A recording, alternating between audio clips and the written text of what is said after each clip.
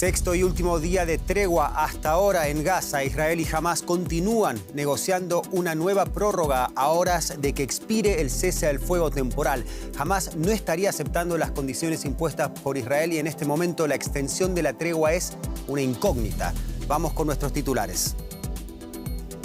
Tras las dos mujeres con ciudadanía rusa, Hamás liberó este miércoles a 10 israelíes y 4 tailandeses. La decena de rehenes israelíes son parte del canje por el que Israel ha liberado 30 palestinos encarcelados, la mayoría de ellos mujeres y menores de edad.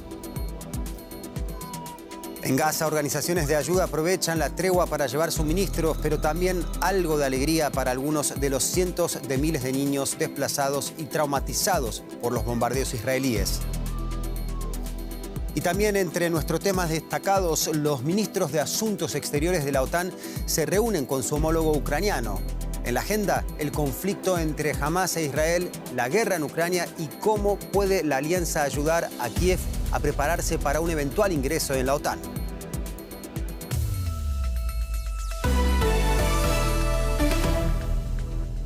Bienvenidos a las noticias de DW desde Berlín. Soy Leandro Fest. Gracias por elegirnos. El sexto día de tregua en Gaza finaliza en pocas horas, mientras la extensión del alto al fuego sigue siendo una incógnita, como decíamos. Por lo pronto, hasta ahora solamente podemos informar que este miércoles fueron liberados 16 rehenes en manos de Hamás, de los cuales 2 son ciudadanos rusas, 4 son tailandeses y los 10 restantes son ciudadanos israelíes, algunos de ellos con doble nacionalidad, entre ellas alemanes, neerlandeses y estadounidenses. Su liberación se produce cuando la tregua en la Franja de Gaza está a horas de expirar y los mediadores de Qatar presionan a ambas partes para que prorroguen el alto al fuego. Una fuente de Hamás indicó a la agencia AFP que la milicia islamista considera insatisfactorias las propuestas israelíes para prolongar la tregua. Y mientras tanto, el jefe de la diplomacia estadounidense, Antony Blinken, arribó a Tel Aviv para mantener conversaciones con las autoridades israelíes sobre una prolongación de la tregua con Hamás y la entrada de más ayuda humanitaria a la Franja de Gaza tan necesaria. Anteriormente, este miércoles, la ONU volvió a alzar la voz ante la necesidad de un verdadero alto el fuego humanitario. Ese fue el pedido explícito del secretario general Antonio Guterres. Los habitantes de la Franja de Gaza están atravesando una catástrofe humanitaria descomunal frente a los ojos del mundo. No debemos mirar para otro lado. Están teniendo lugar intensas negociaciones para extender la tregua y eso es bienvenido, pero creemos que es necesario un verdadero alto el fuego humanitario. Es la sexta jornada de canje mientras se negocia la ampliación de la tregua que vence la madrugada de este jueves. Y para las últimas novedades, conectamos con nuestra enviada especial a Jerusalén, Jenny Pérez. Jenny, un placer saludarte. ¿Cuáles son las posibilidades de extender, ahí la vemos a Jenny, la tregua parcialmente o incluso permanentemente? Respondiendo a tu pregunta, en primer lugar, pese a la escalada de violencia que estamos viendo ahora mismo en Cisjordania, hay buenas expectativas para que haya una extensión de la tregua temporal, como citas ahora mismo en Doha, en la capital de Qatar, tienen lugar esas discusiones, esas negociaciones que no están siendo dirigidas por políticos, sino más bien por tecnócratas de inteligencia. Estoy refiriéndome al Mossad de Israel, a la CIA de los Estados Unidos y también a los servicios de inteligencia de Egipto.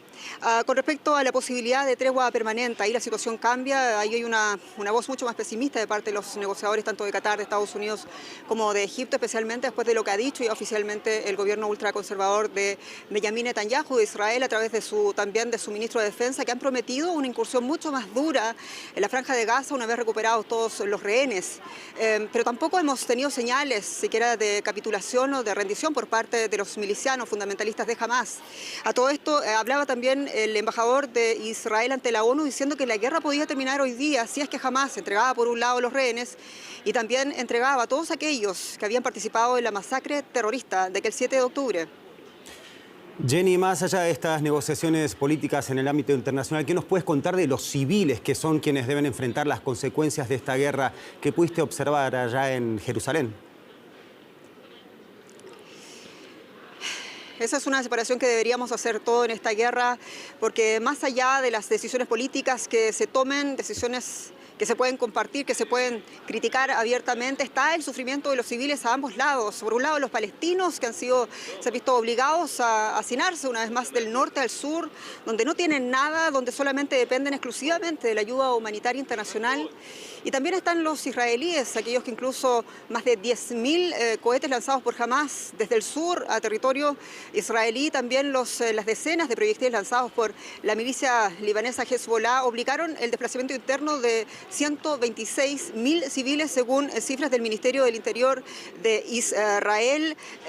Disculpando la referencia personal, gran parte del equipo de Echevele que se queda en el hotel en el que estoy yo también, realmente está lleno. Familias israelíes desplazadas. Jenny Pérez, desde Jerusalén, muchas gracias como siempre por tu detallado reporte. Y mientras la población de Gaza intenta aprovechar al máximo la breve tregua entre Israel y el grupo terrorista Hamas, un grupo de jóvenes organiza actividades que devuelven cierta normalidad a los niños desplazados o al menos un momento para olvidar por un instante la guerra. Disfrutan cantando juntos, un respiro de la guerra que ha dejado a estos niños desplazados. Un grupo de jóvenes palestinos les ha reunido aquí en una escuela de Khan Yunis, una ciudad al sur de la Franja de Gaza. Estamos felices. Estábamos muy asustados por la guerra. Tan pronto llegaron los organizadores, corrimos hacia ellos. Tocaron algunas canciones y bailamos, cantamos y jugamos algunos juegos. Nos divertimos mucho hoy. La mayoría de los niños sufren mucho por el miedo a los bombardeos y la guerra. Nuestro papel aquí es garantizar que puedan ser felices, como el resto de niños de todo el mundo. También tienen derecho a expresarse pese a la destrucción. Merecen jugar y ser felices. Pero fuera de la escuela es imposible ignorar la destrucción que les rodea.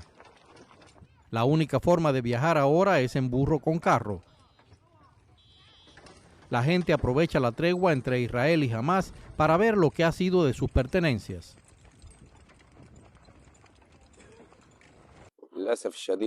Lamentablemente nuestras casas quedaron destruidas por los bombardeos. La situación es desastrosa. La vida es muy dura. Le pedimos a Dios que la vida vuelva a ser como antes de la guerra y que no haya más guerra.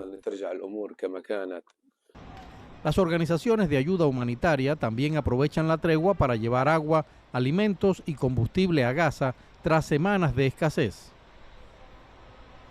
De regreso en la escuela de Khan Yunis, estos niños intentan aprovechar la paz al máximo. Estoy muy feliz con los juegos y muy feliz de que haya esta tregua, porque no hay guerra. Ojalá la tregua continúe. Pero parece que la tregua será breve y estos niños estarán pronto de nuevo en una zona de guerra. Y seguimos con otro tema de titulares, pero seguimos de una guerra a otra. Los Estados miembros de la OTAN reiteraron su compromiso con el apoyo a Ucrania el tiempo que sea necesario, dijeron. Ello a pesar de la preocupación por el estancamiento de la guerra con Rusia. Durante su intervención en Bruselas, el ministro de Relaciones Exteriores ucraniano, Dmytro Kuleba, negó que la contraofensiva de su país se encontrara en un punto muerto y de hecho hizo un llamamiento a los miembros de la OTAN para que aumenten su producción de armas y afirmó que el objetivo de Ucrania sigue siendo recuperar todo su territorio. Escuchemos cómo se pronunció al respecto el secretario general de la OTAN, Jens Stoltenberg. Los aliados han acordado que Ucrania se convertirá en miembro de la OTAN. Ahora hemos ofrecido recomendaciones sobre las reformas que deben ser prioritarias en el país, incluida la lucha contra la corrupción, el fortalecimiento del Estado de Derecho, el apoyo a los derechos humanos y los derechos de las minorías. Ucrania está más cerca que nunca de la OTAN. Continuaremos apoyando su camino hacia la membresía y la lucha de Ucrania por la libertad. Y ampliamos este tema con la periodista María García Sornosa desde Bruselas. Los ministros de la OTAN se han reunido hoy con la intención de reiterar su apoyo a Ucrania. Sin embargo, con la guerra en Gaza hay mucho miedo en que Kiev, de que flaquee el apoyo en Kiev. ¿Qué se ha acordado, María?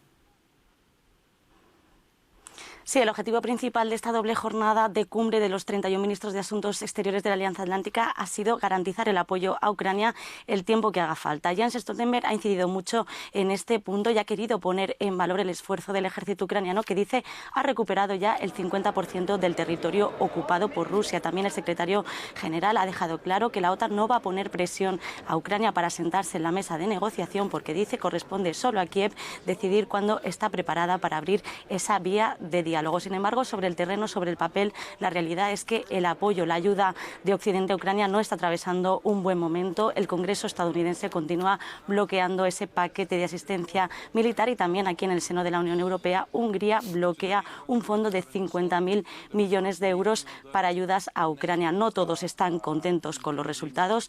Lituania ha sido muy crítica, dice que no se está haciendo lo suficiente y, de hecho, los estados bálticos y también Ucrania han boicoteado una reunión mañana de la OSCE a la que sí que se espera que participe el ministro de Asuntos Exteriores ruso, Sergei Lavrov.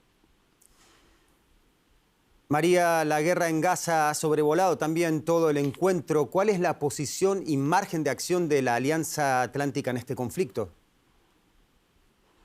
Sí, lo cierto es que la Alianza Atlántica no tiene mucho margen de maniobra. La crisis de Oriente Próximo no cuenta con efectivos, con soldados sobre la región, pero sobre todo la principal razón es que hay muchas posiciones muy diferentes, diferentes sensibilidades en el seno de la Alianza Atlántica. Recordemos que tenemos a países como Estados Unidos más propensos a la defensa del Estado de Israel y a otros como Turquía que tienen sensibilidades más pro-palestinas. Así que la Alianza Atlántica tiene que llegar a ese equilibrio con su aliado Israel, pero también con sus socios árabes. En cualquier caso sí que hay un equilibrio, un denominador común de mínimos que pasa por la llamada a la solución de los dos estados como única vía posible para garantizar la paz duradera y sostenible en Tierra Santa, y también hoy de los cuarteles generales han salido varios llamamientos a una prolongación de esas pausas humanitarias para liberar a más rehenes y también para aliviar la situación humanitaria de la franja.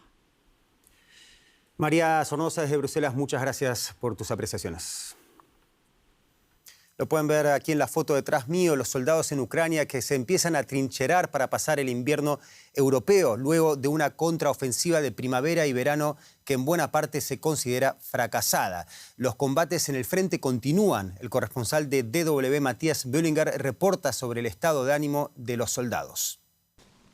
Estos soldados acaban de volver del frente. Unos días de recuperación, un poco de entrenamiento y volverán a las trincheras. Allí no hay mucho movimiento, pero los combates son implacables. Parece que a los rusos nunca les faltan municiones. Eso es un poco frustrante. A pesar de eso, estamos aquí para defender nuestra libertad, nuestro país. Eso es más importante que la cantidad de munición. Visitamos la sección Limán del frente. Las líneas apenas se han movido en casi un año. La contraofensiva de Ucrania se considera ahora un fracaso. Con la llegada de un invierno europeo húmedo y frío, es probable que poco cambie. El terreno aquí es realmente extraño. Da la impresión de que no absorbe nada de agua. Se vuelve sumamente difícil moverse. El suelo se convierte en una mezcla de pantano y arcilla. Evacuar a los heridos de las trincheras es parte del entrenamiento. Las cifras de víctimas siguen siendo un secreto de Estado, pero muchas unidades han sido afectadas, lo que genera temor sobre el mantenimiento de la fuerza de combate. El año que viene, Ucrania gastará la mitad de su presupuesto en defensa, una suma récord. Y aún así, en muchas necesidades básicas, incluidos los suministros médicos, el ejército depende de donaciones privadas. Los civiles podrían estar haciendo más, pero no quieren, están cansados. Les han dicho que aquí todo va muy bien, entonces han vuelto a sus vidas de antes y nosotros vivimos aquí. Estamos en mundos completamente diferentes. En este mundo de barro y balas, los soldados se tragan su decepción y se preparan para el largo plazo. Esperan que el país que defienden pueda hacer lo mismo. En Alemania aumenta el peligro de posibles ataques terroristas contra ciudadanos e instituciones judías e israelíes. Así lo comunicó la Oficina de Defensa de la Constitución, el servicio de inteligencia encargado de la seguridad interior del país. Su presidente, Thomas Haldenwang, cree que el riesgo de atentados antisemitas está en su punto más alto desde hace tiempo y relaciona ese peligro de manera directa con el actual conflicto en Oriente Medio provocado por los ataques terroristas de Hamás el pasado 7 de octubre. Y anteriormente conectamos con nuestro colega Andreu Jerez desde el estudio parlamentario aquí en Berlín y le preguntamos si las autoridades alemanas, qué supone el conflicto en Oriente Medio para la seguridad de la comunidad judía y en general para la seguridad interna de Alemania, y esto nos contestó. Sí, la Oficina de Defensa de la Constitución dibuja un panorama muy complejo entre las potenciales fuentes de amenaza para la comunidad judía e israelí en Alemania. La inteligencia alemana habla de amenazas tanto procedentes de la ultraderecha como de la izquierda radical y también de grupos yihadistas o grupos políticos no religiosos extranjeros. Y en ese escenario que dibuja la inteligencia hay un elemento que complica aún más la situación. En las escenas políticas de ultraderecha y de izquierda radical no hay una línea común respecto al conflicto en Oriente Medio. En la escena de ultraderecha, por ejemplo, el partido neonazi de Heimat presenta una posición neutral, mientras que otros grupos neonazis como Dritte Weg tienen una postura anti-israelí y antisemita. Y esa complejidad hace más difícil para las autoridades alemanas poder prevenir ataques antisemitas o anti-israelíes. Andreu Jerez, desde nuestro estudio parlamentario, muchas gracias y hasta la próxima. Y es momento de hablar de la economía y de la gran pregunta, Paco Furió. ¿Hay crecimiento, no hay crecimiento? Hay crecimiento, pero menos, Leandro. Pero bueno, la inflación también va menos, lo cual es bueno. Según el último informe de perspectivas económicas de la Organización para la Cooperación y el Desarrollo Económico, aunque la inflación disminuye en todo el mundo, el crecimiento se ralentiza también. Europa va a la zaga en comparación con otros grandes mercados, un 0,9% frente al 1,5% de Estados Unidos y el 2,5% de México. La OCDE señala que el ritmo de crecimiento es desigual y que los mercados emergentes tienen mejores perspectivas que las grandes economías. El crecimiento en el año 2023 superó todas las expectativas, pero las últimas previsiones económicas de la OCDE para el año próximo son menos optimistas. El organismo, cuyos miembros son en su mayoría países desarrollados, señala que si bien la inflación está remitiendo, otros problemas persisten. Aunque la inflación está disminuyendo, el problema todavía persiste. Esta subida de precios ha provocado el encarecimiento durante todo este último año de productos básicos como el azúcar, la leche y los huevos. Por eso seguimos preocupados por la inflación, porque de continuar sería necesario endurecer las medidas de ajuste y esto reduciría aún más el crecimiento. Según la OCDE, el ritmo de crecimiento es irregular y en general los mercados emergentes obtienen mejores resultados que las economías avanzadas. Europa se está quedando atrás. En 2024 se espera que la economía de la zona euro crezca solamente un 0,9% frente al 1,5% de Estados Unidos y el 2,5% de México. Hemos visto unas tasas de inflación muy elevadas. La renta real disponible de los trabajadores ha bajado. Los sindicatos en todo el mundo intentan compensar la pérdida de poder adquisitivo y esto implica unos acuerdos salariales más elevados, lo que significa que es probable que la inflación no se estabilice en torno al 2%, que es el objetivo de los bancos centrales, sino en un punto porcentual bastante más alto. Estas circunstancias podrían obligar a los bancos centrales a mantener unos tipos de interés elevados, lo que frenaría aún más el crecimiento. 2025 podría haber un repunte, pero eso dependerá probablemente de riesgos geopolíticos como el proteccionismo o las guerras en Ucrania y Oriente Medio. Las previsiones de la OCDE son, sin embargo, más positivas para Estados Unidos y los últimos datos revisados del PIB avalan la buena marcha de la economía, al menos este año. Ana Nieto, ¿cuáles son estos datos? Pues la OCDE espera que se cierre el año con un crecimiento del 2,4% y puede que sea una previsión conservadora. Hoy se han conocido las cifras revisadas del tercer trimestre y el avance de la economía ha sido mejor, ha estado por encima del 4,9% estimado inicialmente. Con más datos en la mano, en la economía entre julio y septiembre revela que se ha crecido en torno al 5,2%, el ritmo anual ha sido del 5,2%. Esto ha sido posible por por una mayor inversión de las empresas y también por un mayor gasto del inicialmente tabulado de parte del gobierno. Lo que también están viendo estas cifras revisadas es que el consumo no ha estado tan fuerte, el consumo privado no ha estado tan fuerte como se veía inicialmente por parte de los estadounidenses, y también se ha visto que hay una menor presión en la inflación. Las empresas están de mes enhorabuena y se han superado el bache de los beneficios, crecen sus beneficios un 4,3%. Y para el año que viene la OCDE apunta a una desaceleración suave. ¿Qué grandes cambios se prevén, Ana? Sí, es la previsión de la desaceleración suave que también tiene la Reserva Federal para 2024. La OCDE espera un crecimiento del 1,5% para el año que viene, en línea prevista también con lo que decía el Fondo Monetario Internacional recientemente, y del 1,7% en 2025. Se espera un menor consumo privado y también menos inversión como respuesta a las condiciones financieras más duras que traen la subida de las tasas de interés. Y es cierto que las tasas de interés han estado altas durante muchos meses, pero normalmente tardan bastante tiempo en surtir el efecto que se desea. De hecho, la Reserva Federal dice que todavía no se ha visto el efecto de las tasas de interés en la economía. Como respuesta a la menor demanda, también el mercado laboral estará más débil, subirá el desempleo y también vencerá un poco la inflación. Se espera que las tasas de interés empiecen a bajar a partir de la segunda mitad del año que viene. Muchas gracias, Ana, desde Nueva York. Y el presidente galo Emmanuel Macron comunicó a su homólogo venezolano Nicolás Maduro que la Unión Europea debería levantar gradualmente las sanciones impuestas al país. Macron añadió que para ello Caracas deberá cumplir con los compromisos que se firmaron el 17 de octubre con la opositora Plataforma Unitaria Democrática de cara a las elecciones presidenciales de 2024. La administración del presidente estadounidense Joe Biden ya alivió algunas sanciones, especialmente en el sector petrolero, de gas y de oro.